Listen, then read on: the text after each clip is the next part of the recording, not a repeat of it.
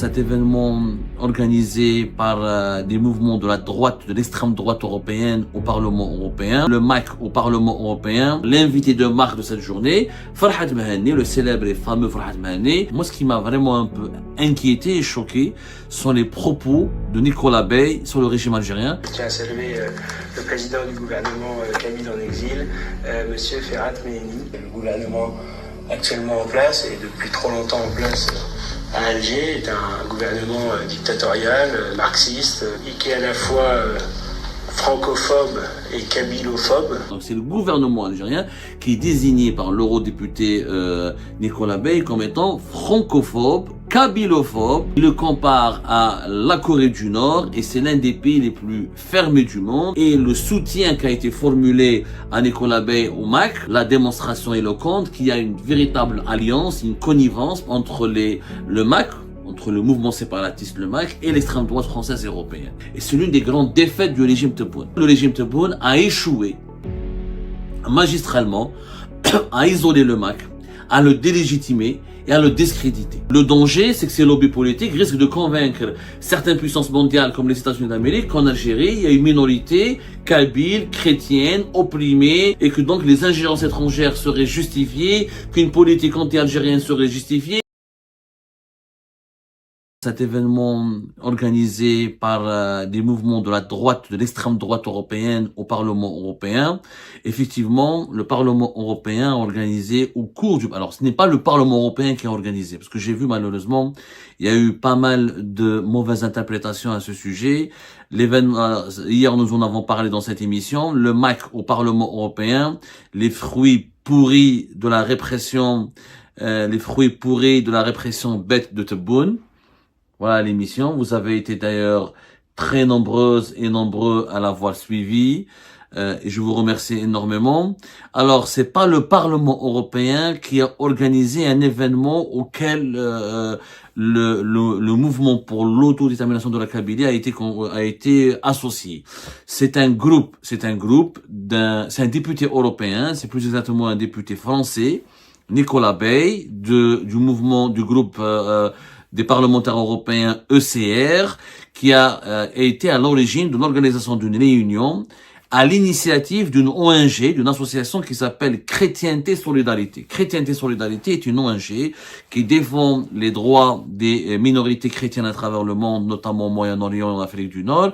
C'est une ONG qui se veut être un organisme qui cherche à promouvoir, à défendre les droits des minorités chrétiennes à travers le monde, qui travaille sur les thématiques religieuses relatives aux minorités chrétiennes, mais il s'avère que Chrétienté et Solidarité, elle est très proche de la mouvance de l'extrême droite. Elle est vraiment très proche de la mouvance de l'extrême droite, et c'est elle qui a proposé l'initiative aux députés européens français, le parlementaire européen français Nicolas Bey, qui fait partie du mouvement d'Éric Zemmour, l'extrême droite Reconquête.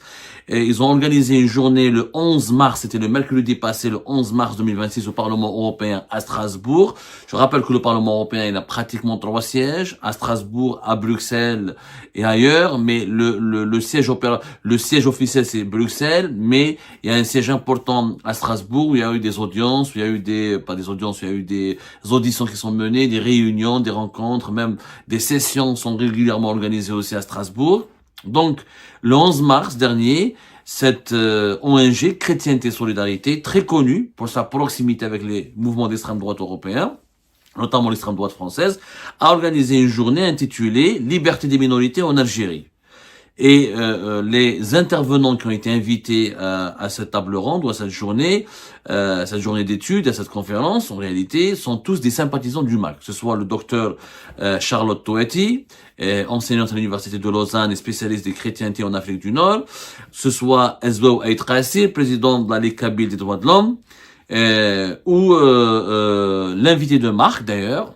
L'invité de marque, il n'est pas intervenu, mais il a été, au départ, il n'était pas programmé pour intervenir au cours de cette journée, mais à la dernière minute, son nom a été communiqué comme l'invité de marque de cette journée, Farhad Mahani, le célèbre et fameux Farhad Mahani, le leader du mouvement pour l'autodétermination de la Kabylie qui a, je le rappelle, déclaré unilatéralement l'indépendance de la Kabylie lors d'un événement très sulfureux et controversé qui a été interdit par les autorités françaises, mais qui a pu se tenir dans un lieu privé à Paris le 14 décembre 2025. Au cours de cet événement, l'eurodéputé français Nicolas Bay, du mouvement Reconquête d'Éric Zemmour, il a tenu des propos extrêmement graves contre le régime algérien. Je vais vous faire écouter ces déclarations dans une vidéo qui a été diffusée par les organisateurs de cette journée d'études ou de cette conférence portant sur la situation des chrétiens en Algérie. Alors l'intitulé était trompeur parce qu'il n'y a pas que quand on parle de minorités en Algérie, il n'y a pas que les chrétiens, il y a des minorités aussi musulmanes comme les Ibadites, comme les chiites. Il n'y a pas que les chrétiens, il y a même des juifs en Algérie. Alors les juifs sont encore plus minoritaires que les chrétiens. Mais bon, ils n'ont pas voulu appeler cette journée, ils n'ont pas voulu intituler cette journée au Parlement européen liberté des chrétiens en Algérie, mais liberté des minorités. Bon, on peut débattre, on peut peut-être se poser des questions sur les intentions, la légitimité de cette démarche, de cette journée d'études, mais n'en demeure pas moins que, effectivement, la situation des chrétiens en Algérie, elle mérite un débat et elle mérite qu'on lui accorde une attention. Moi, ce qui m'a vraiment un peu inquiété et choqué sont les propos de Nicolas Bay sur le régime algérien. Je vais vous faire écouter ces propos-là. Écoutez bien comment ça commence, hein. Cette réunion, très heureux de vous accueillir, vous, délégation kabyle, ici à Strasbourg au Parlement européen, et en particulier, je tiens à saluer le président du gouvernement kabyle en exil, Monsieur Ferhat Meheni. C'est un plaisir, un honneur de vous recevoir ici, comme député français, comme patriote français. Je suis attaché à la Kabylie et au Kabyle, et je sais que nous partageons des valeurs communes, qu'il y a en Kabylie aussi beaucoup de chrétiens qui, comme toutes les minorités, doivent être défendus, et particulièrement les chrétiens, bien sûr, parce que nous avons un lien civilisationnel. Et puis nous faisons un constat très simple, c'est que le gouvernement actuellement en place, et depuis trop longtemps en place à Alger, est un gouvernement dictatorial, marxiste, et qui est à la fois francophobe et kabylophobe. Et donc ça crée naturellement un lien d'autant plus fort entre nous. Et ce gouvernement, loin de s'assagir, ou loin même de s'affadir, est toujours aussi virulent avec les ennemis qu'il désigne, à l'extérieur la France, à l'intérieur les Kabyles et la Kabylie. Tout ça pour essayer de passer sous silence ces échecs qui sont très nombreux dans tous les domaines d'ailleurs, et qui aboutissent d'ailleurs à ce que l'Algérie aujourd'hui est sans doute l'un des pays les plus fermés au monde, en rivalisant sans doute avec la Corée du Nord. Et donc voilà, pour nous, patriotes français, c'est important d'être conscient, lucide de la situation des Kabyles et d'être à leur côté, comme nous l'avons souvent été. Mais c'est vrai que c'est un débat qui est sorti un peu de l'actualité française. Beaucoup de nos compatriotes ne sont pas forcément conscients des enjeux liés à la Kabylie et de la situation des Kabyles. Et donc voilà, votre présence aujourd'hui et tout ce qu'on pourra faire ensemble dans le futur, ce sera l'occasion de donner un maximum de poids et de visibilité à votre combat. Et donc merci pour votre combat, merci pour votre présence aujourd'hui. Et je cède tout de suite la parole à Yann, je crois, Yann Bali. Vous l'avez bien écouté, Nicolas Bay a été d'une sévérité inédite, d'une dureté sans faille et sans précédent. Les mots qui ont été choisis sont extrêmement accablants. Nous avons un eurodéputé européen, un eurodéputé français, un parlementaire européen français, un eurodéputé qui clairement apporte son soutien au MAC, au mouvement pour l'autodétermination de la Kabylie, et qui qualifie pas le régime algérien, le gouvernement algérien. Le gouvernement algérien, c'est quand même, les mots ont un sens. Quand on dit régime, c'est une chose, parce qu'un régime, c'est un ordre totalitaire, dictatorial, qui n'émane pas, qui n'émane pas de la volonté populaire, qui ne dispose pas de légitimité. Par contre, un gouvernement est censé être un ensemble d'institutions légitimes, élues et désignées par une population, et jouissant d'une certaine légitimité populaire. Donc c'est le gouvernement algérien qui est désigné par l'eurodéputé Nicolas Bay comme étant francophobe, kabylophobe. Il le compare à la Corée du Nord et c'est l'un des pays les plus fermés du monde. Il dit même ce gouvernement n'arrive pas n'arrive pas ni à se réformer, ni à partir, ni à dégager. Et il y a un soutien franc qui est apporté de la part de ce représentant de l'extrême droite française et de l'extrême droite européenne. Je rappelle bien que les députés d'extrême droite en français ou d'un certain nombre de pays européens se sont rassemblés dans une formation politique au sein du Parlement européen qui s'appelle ECR. ECR, vous pouvez vous informer. ECR, c'est un groupe de parlementaires qui regroupe les partisans de la droite dure ou de l'extrême droite européenne. Ça compte 23 partis de 16 pays différents, d'après les informations qui sont disponibles. Donc c'était ECR, ça vient du conservateur et réformiste européen, mais malheureusement, ça a été, bon malheureusement non, ça a été le mot réformateur. Les conservateurs et les réformateurs se sont un petit peu mis en retrait pour laisser de la place à des mouvements d'extrême droite comme Reconquête d'Éric Zemmour qui ont un discours islamophobe, anti-immigration et qui stigmatisent les étrangers et qui ne se contentent pas de dénoncer les régimes et les dictateurs et les tyrans, ce que nous faisons nous-mêmes, ce qui est d'ailleurs salutaire et noble et même nécessaire, mais ils portent leur critique contre toutes les populations étrangères.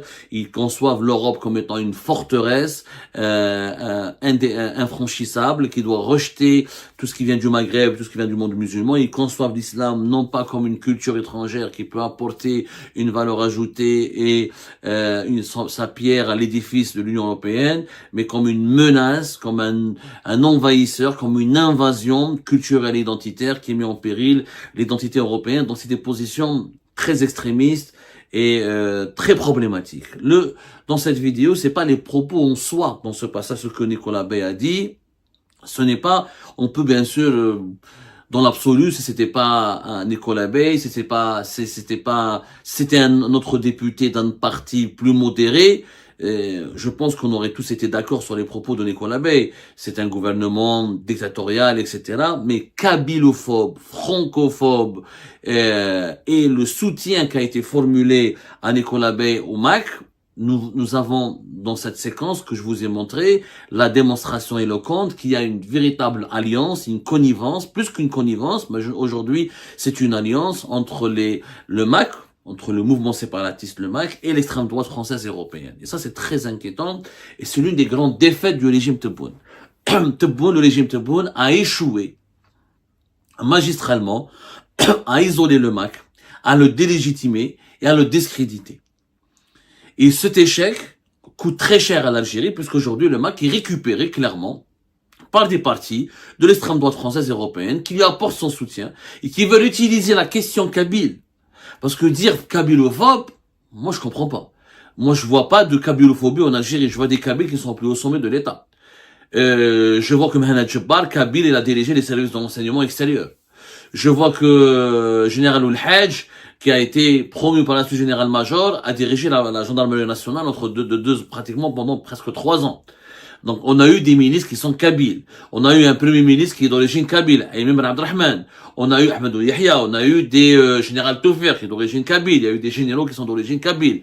Quand, au sein du Parlement européen, on accuse le gouvernement algérien d'être un gouvernement kabylophobe, c'est inédit, c'est dangereux, et on veut réduire la complexité de la problématique algérienne à une question de persécution à l'encontre d'une minorité, à une question à la tragédie d'une minorité qui serait opprimée par la majorité qui occuperait le territoire national de ce pays ou qui monopoliserait le pouvoir et qui exercerait à elle seule le pouvoir. Ce qui est complètement faux. Les Kabyles en Algérie sont aussi opprimés que tous les Algériens.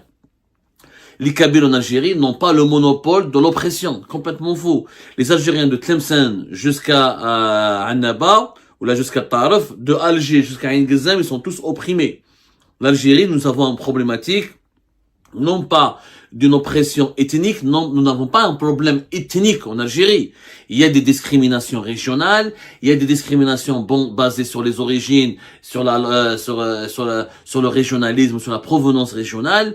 Et nous avons un gros problème avec le régionalisme, mais il n'y a pas de politique kabylophobe en Algérie. C'est complètement faux. Les Kabyles font partie de la police, font partie de la gendarmerie, font partie de l'appareil de l'État, font partie des fonctionnaires de l'État. Il y a une problématique avec la culture berbère, avec la culture amazigh. Il y a une répression particulièrement plus dure à l'égard de la Kabylie, non pas parce qu'elle est la Kabylie, parce que la Kabylie est un foyer de contestation politique, c'est un foyer de l'opposition algérienne, c'est un foyer de contestation populaire, c'est la région qui abrite les intellectuels ou les opposants les plus virulents du pays, et elle a il y a des traditions politiques, il y a des traditions de l'opposition qui sont plus importantes en Kabylie qu'ailleurs, parce qu'il y a des traditions sociologiques et des niveaux d'instruction et des parcours politiques différents en Kabylie par rapport aux autres régions. Mais la Kabylie n'est pas une région martyre par rapport aux autres régions du pays. Complètement faux. Il y a eu des dérives, des dérapages à cause de la politique bête et méchante de Abdelmajid Tebboune et du régime Tebboune qui nous a conduit à cette catastrophe. Je le dis. Aujourd'hui, à cause de cette politique anti-MAC, brutale, inefficace et contre-productive, les opinions publiques à l'étranger commencent à percevoir le régime algérien et l'Algérie et l'État algérien. On parle plus de régime, on parle de gouvernement, on parle d'État, on parle de l'État algérien, on parle du gouvernement algérien. Il commence à être perçu comme une entité raciste, une entité xénophobe, une entité, comment dirais-je, qui opprime une minorité, qui massacre une minorité. C'est comme s'il y avait un génocide en Algérie, ce qui est complètement faux. La problématique de l'Algérie, c'est une problématique d'autoritarisme, de dictature, d'un système militaro-civil et politique qui n'est pas légitime parce qu'il refuse l'alternance démocratique et parce qu'il applique une politique qui viole les libertés publiques individuelles et les droits humains, mais partout à travers le territoire national. Sinon, il y a un sentiment d'unité nationale en Algérie qui est fort. Le MAC n'est pas représentatif des 7 ou 8 millions de Kabyles qui vivent en Algérie. Le MAC n'a été élu par personne, il n'a jamais été désigné comme porte-parole de la Kabylie. Ces notions de base, au lieu de les rappeler, au lieu d'utiliser de la pédagogie, au lieu de faire des campagnes médiatiques et des opérations de lobbying diplomatique pour rappeler ces notions importantes, le régime algérien le régime Tebboune, à force de s'acharner contre le MAC, à force d'emprisonner toutes les personnes qui sont proches de près ou de loin avec le MAC, à force de cibler la Kabylie avec un dispositif répressif pour étouffer le MAC, pour donner l'impression que le MAC est une menace existentielle, malheureusement, aujourd'hui, nous assistons à des extrapolations, à un glissement de sens très dangereux, puisque le régime Tebboune donne l'impression qu'il réprime la Kabylie, qu'il lutte contre la Kabylie, qu'il s'en prend à la Kabylie, qu'il ne s'en prend pas au MAC. Et ça, c'est un glissement de sens dangereux, puisque maintenant, certaines formations politiques européennes, issues de l'extrême droite pour le moment, mais l'extrême droite, vous le savez très bien en Europe, elle est de plus en plus populaire, elle est populiste mais de plus en plus populaire, elle est de plus en plus influente. Il y a des élections, lors des dernières élections européennes, on a vu que les partis de l'extrême droite en Europe, notamment ici en France, que ce soit le mouvement Reconquête d'Éric Zemmour ou le mouvement du Rassemblement National, ont engrangé des voix importantes, ont construit une base électorale vraiment solide, et que ces mouvements-là ne sont pas ces mouvements-là sont de plus en plus proches des centres de décision, et ces mouvements sont sur le point d'accéder au pouvoir. Et ces mouvements-là nourrissent une conviction dangereuse qu'en Algérie, il y a une région opprimée, martyrisée, minorité massacrée, opprimée, martyrisée, qui est la Kabylie et les Kabyles. Donc, l'Algérie pourrait devenir, dans un futur proche, aux yeux de ces lobbies politiques et de plus en plus puissants et connectés surtout à des grandes puissances mondiales comme les États-Unis d'Amérique, le soutien apporté par Donald Trump et l'administration Trump au mouvement populiste européen, au mouvement conservateur identitaire et au mouvement de l'extrême droite européenne, c'est un soutien qui est devenu un secret de polichinelle. Le danger, c'est que ces lobbies politiques risquent de convaincre certaines puissances mondiales comme les États-Unis d'Amérique qu'en Algérie, il y a une minorité kabyle, chrétienne, opprimée, massacrée, etc. Et que donc les ingérences étrangères seraient justifiées, qu'une politique anti-algérienne serait justifiée et qu'il faut donc pas provoquer un changement de régime en Algérie, mais combattre l'Algérie en tant que pays, en tant qu'État, parce qu'il serait un État raciste, un État xénophobe et un État oppresseur d'une minorité chrétienne et non arabe et non musulmane. Et ça, c'est un piège très dangereux. Très, très dangereux. Il faut absolument que le régime Tebboune se réveille, il faut que l'État algérien change de politique et change d'approche à l'égard du MAC. Il y a un problème avec le MAC quand c'est un différent politique. Il n'y a pas de problème ethnique, il n'y a pas de problème culturel, il n'y a pas de problème identitaire en Algérie. Malheureusement, la politique répressive et ses dérives, l'acharnement, la propagande, les emprisonnements arbitraires, les procès expéditifs, les condamnations expéditives, les arrestations qui ciblent toutes les personnes juste parce qu'elles sont kabyles, parce qu'elles ont un lien avec le MAC, sont en train de générer une situation très dangereuse pour l'Algérie, puisque elle donne l'impression que le régime Tebboune est en train de devenir un régime raciste et xénophobe. Ce qui n'est pas le cas. Tebboune n'est pas raciste et xénophobe.